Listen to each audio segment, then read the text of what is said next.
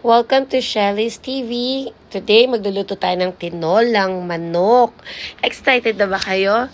So, prepare natin yung ingredients, okay? Asin, paminta, patis, tsaka nor cube. Optional naman yun. Siling labuyo, siling dahon ng sili, sayote, luya, sibuyas, at bawang. So, syempre, yung manok. Kasi hindi siya magiging tinola kung walang manok. Prepare na natin yung saucer. Okay, yung saucepan.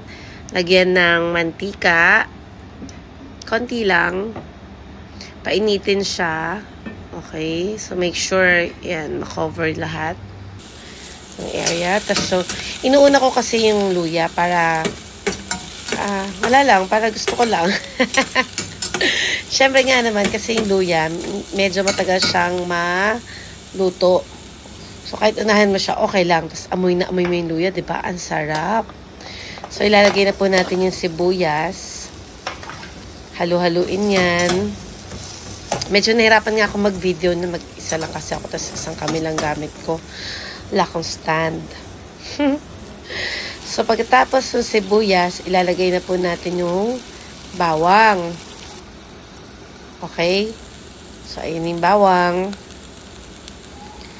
Pagtapos ng bawang, syempre halu-haluin po natin yan. Medyo hindi natin hintay na mag-brown yung bawang ha. Kasi okay lang naman yan eh. So, ayan, lalagay na natin yung manok. Halu-haluin ulit yung manok. Para medyo mag-brown-brown na siya. Lagyan na natin ng patis at paminta. At patis nga. Patis, paminta at asin. So, halu-haluin po natin siya ulit. Pagtas, ayan, nahalo na siya. Hintayin natin medyo mag-brown. Tapos, takpan natin. O, diba? Tapos, antayin ng ilang minuto. Lagyan na ng sayote at konting tubig. Huwag naman masyadong marami, baka malunod naman yung manok. Yan, yung chicken ball yun. Tapos takpan nyo ulit.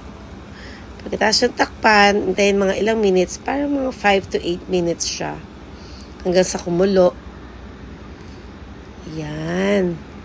Kumukulo na po yung tinola natin. Saka natin ilagay yung dahon ng sili. So, ayan ulit. Hanggang sa kumulo siya ng kumulo. Ang sarap ng amoy niya. May naamoy ko yung luya, guys.